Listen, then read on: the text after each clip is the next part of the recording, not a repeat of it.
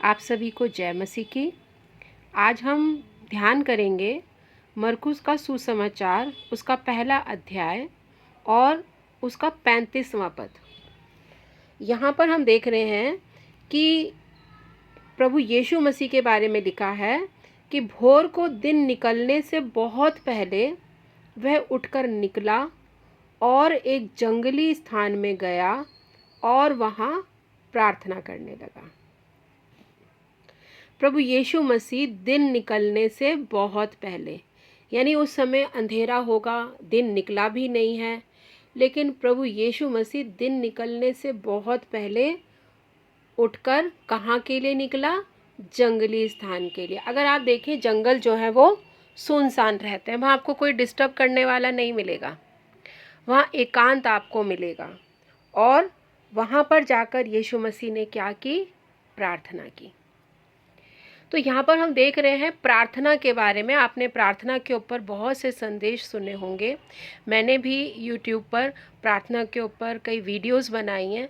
लेकिन प्रार्थना एक ऐसा विषय है कि इसका कोई अंत नहीं है। आप इसके ऊपर जितना अधिक से अधिक हो चाहे उसके ऊपर आप संदेश सुन सकते हैं। और प्रार्थना ही हमारे जीवन का एक ऐसा इम्पॉर्टेंट पार्ट है जो हमें ताकत देती है, बल देती है, शक्ति देती है। और जब प्रभु यीशु मसीह के चेले जो थे, जो प्रभु यीशु मसीह के साथ रहते थे, जब वो प्रभु यीशु मसीह को बड़े बड़े आश्चर्य कर्म करते देखते थे, तो उन्होंने देखा कि प्रभु जो है उसको इतनी सामर्थ कैसे मिलती है कि वो इतने बड़े बड़े आश्चर्य कर्म करता है। और वो खुद उन कामों को नहीं कर पाते थे, वो प्रभु से प्रश्न करते थे। तो प्रभु ने भी एक बार उनकी प्रार्थना का जवाब यही दिया कि कुछ कुछ जो परेशानियां हैं, कुछ कुछ जो दुष्ट आत्माएं हैं, वो बिना उपवास और प्रार्थना के नहीं उनका उत्तर मिलता है। तो कहा जाए तो प्रार्थना जो है वो हमारी ज़िंदगी का एक इम्पॉर्टेंट पार्ट होना चाहिए। जिस तरीके से हम हर रोज़ अपने मोबाइल फ़ोन को चार्ज करते हैं, क्योंकि उसको चार्ज नहीं करेंगे तो उसका हमारे लिए कोई यूज़ नहीं है, वैसे ही प्रार्थना जो है वो हमारे को चार्ज करने वाली वो पावर है। यीशु मसीह को हम देख रहे हैं कि वो दिन निकलने से बहुत पहले, यानी वो इंतज़ार में था कि कब दिन निकलेगा और कब मैं प्रार्थना करने को जाऊं। प्रभु ने अपने आप को ऐसा डिसिप्लिन किया हुआ था। हम लोग 2 दिन 4 दिन डिसिप्लिन करते हैं अपने आप को, नहीं हम प्रार्थना में समय बिताएंगे, और थोड़े दिन के बाद हम फिर से अपने पुराने रवैये पर आ जाते हैं, क्योंकि हम संसार की बातों से अपने आप को इतना थका लेते हैं कि हमारे अंदर हिम्मत नहीं होती है। लेकिन अगर हम अपने आप को चार्ज नहीं करेंगे प्रार्थना के द्वारा, तो हमारी हालत भी उस डेड मोबाइल की तरह होगी जो किसी काम का नहीं होगा। अगर हम चाहते हैं कि हमारी जो प्रार्थनाएं हैं वो प्रभु के सिंहासन तक पहुँचे, अगर हम ये चाहते हैं कि हमारी प्रार्थनाओं से रोगी चंगे हो जाएं, अगर हम ये चाहते हैं कि हमारी प्रार्थनाओं से दुष्ट आत्माएं कांपने लगें, अगर हम ये चाहते हैं कि हमारी प्रार्थनाओं के द्वारा हम अपने घर में, अपने परिवार में, अपने प्रियजनों में उद्धार के काम को देखें, तो प्रार्थना को हमें अपनी ज़िंदगी का एक हिस्सा बनाना है। जिस तरीके से हम प्रभु यीशु मसीह को यहाँ देख रहे हैं कि वो दिन निकलने से बहुत पहले प्रार्थना के लिए एक निर्जन स्थान में गया। मैं आपको प्रार्थना के ऊपर एक छोटी सी कहानी सुनाना चाहूँगी। एक बार एक व्यक्ति की बेटी अपने लोकल पास्टर के पास पहुँची और उसने पास्टर से कहा, पास्टर आप मेरे घर आइए और घर आकर आप मेरे पिता के लिए प्रार्थना करिए। पास्टर जो है वो उस बेटी की बात सुनकर उसके घर पहुंचा। उस समय बेटी घर में नहीं थी, और जब वो पहुंचा तो उसने देखा कि एक कमरे में एक व्यक्ति जो है वो 2-3 तकिए लगाकर, सहारा लेकर बड़ी मुश्किल से वो लेटा हुआ है, और वो देखने में बहुत बुज़ुर्ग व्यक्ति लग रहा था, बीमार लग रहा था। फिर उसने ये भी देखा कि उस व्यक्ति के पलंग के पास एक खाली कुर्सी रखी हुई है। पास्टर ने सोचा कि बेटी ने इस व्यक्ति को पहले से बता दिया होगा कि मैं आने वाला हूँ और इसीलिए ये कुर्सी इसके पलंग के पास रखी हुई है। जब पास्टर उसके कमरे में पहुँचा और उसने कहा कि आप मेरा इंतज़ार कर रहे हैं, मुझे देर तो नहीं हुई? तो उस व्यक्ति ने बड़ी हैरानी से पूछा कि आप कौन हैं? यानी उसको पता ही नहीं था उस पास्टर के लिए कि वो पास्टर आने वाला है, जबकि पास्टर को लगा कि कुर्सी जो है वो मेरे लिए रखी हुई है। तब पास्टर ने उससे पूछा कि मैंने इस खाली कुर्सी को देखकर ये सोचा कि ये कुर्सी आपने मेरे लिए रखवाई है। फिर उस व्यक्ति ने दरवाज़े को बंद करने का इशारा करते हुए कहा कि आप दरवाज़ा बंद करिए, मैं आपको कुछ बताना चाहता हूँ, और पास्टर को बैठने के लिए कहा। जब पास्टर बैठ गए तो उस व्यक्ति ने बताया कि मुझे प्रार्थना करना आता ही नहीं था, मुझे समझ नहीं आता था कि प्रार्थना कैसे करूं। मैं बहुत सरमन प्रार्थना के ऊपर सुन चुका था, लेकिन मुझे समझ में नहीं आता था प्रार्थना करना।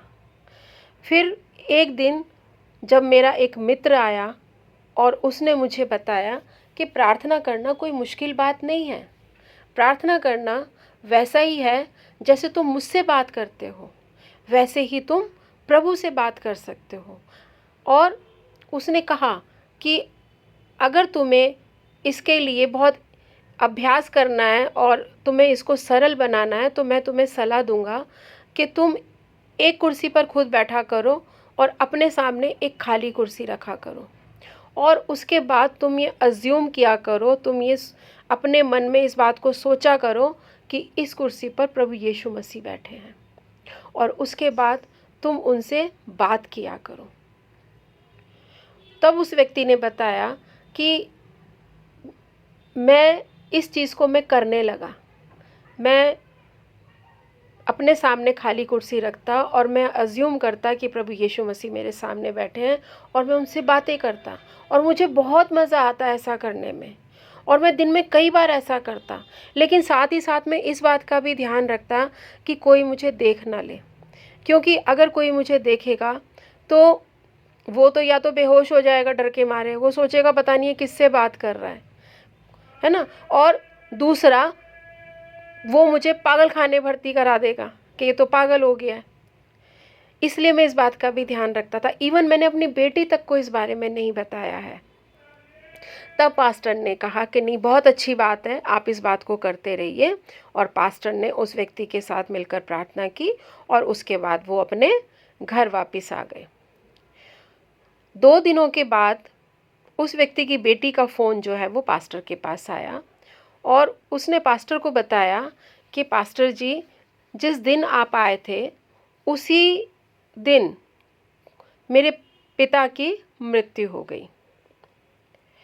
तब पास्टर ने पूछा कि आपके पिता की जो मृत्यु हुई, आपको कुछ ऐसा आभास हुआ कि आपके पिता जो हैं उनके जीवन में शांति नहीं थी? उसने कहा नहीं, ऐसा तो मैंने कुछ नहीं देखा, क्योंकि पापा की डेथ से पहले जब मैं पापा से मिली तो पापा ने मुझे गले लगाया, मेरे गाल पे प्यार किया और मुझे ब्लेसिंग्स दी। मेरे को कुछ ऐसा उनके जीवन में नहीं दिखा और मुझे उनके जीवन में एक शांति दिख रही थी। लेकिन उसने कहा कि मुझे एक बहुत अजीब सी बात लगी कि मैं पापा से जब उन्होंने मुझे प्यार किया और उसके बाद जब मैं किसी काम के लिए चली गई और जब मैं वापस 1 घंटे में आई तो मैंने देखा कि पापा के सामने जो कुर्सी रखी हुई है, पापा उस कुर्सी की तरफ अपना सिर टिकाए हुए हैं और उनकी मृत्यु हो चुकी है। पास्टर समझ गए, लेकिन उस बेटी को नहीं पता था कि उसके पिता ने उस कुर्सी की तरफ अपना सर क्यों झुकाया था। तो मैं ये कहना चाहती हूँ, प्रार्थना करना जो है वो हमने अपने लिए खुद कठिन बना रखा है। हमें प्रभु से बात करनी है, वो उसके साथ हमें एक रिलेशन में रहना है। सिर्फ अपनी ज़रूरतों के लिए हमें उसके पास नहीं जाना कि हम अपनी एक लिस्ट पर उसको पकड़ाएं, लेकिन हमें उससे बात करनी है, अपनी मन की बातें उससे करनी। जैसे दाऊद ने कहा कि अपने मन की बातें अपने परमेश्वर के सामने खोल कर कहो। तो प्रार्थना जो है वो हमारे ज़िंदगी का एक इम्पॉर्टेंट पार्ट होना चाहिए और जिस तरीके से आज हमने वचन में देखा कि प्रभु यीशु मसीह स्वयं अपने जीवन में उसने प्रार्थना के समय को उसने कितना डिसिप्लिन किया था। हम देखते हैं कि जब भी उसे मौका मिलता था वो एकांत में प्रार्थना के लिए चला जाता था। तभी तो इतने बड़े बड़े आश्चर्य कर्म उसने किए। उसको वो सामर्थ्य मिलती थी, उसको वो सहनशीलता मिलती थी कि लोग उसका विरोध कर रहे हैं, लोग उसके बारे में उल्टा सीधा बोल रहे हैं, लेकिन वो अब जानता था कि वो किस काम के लिए भेजा गया है।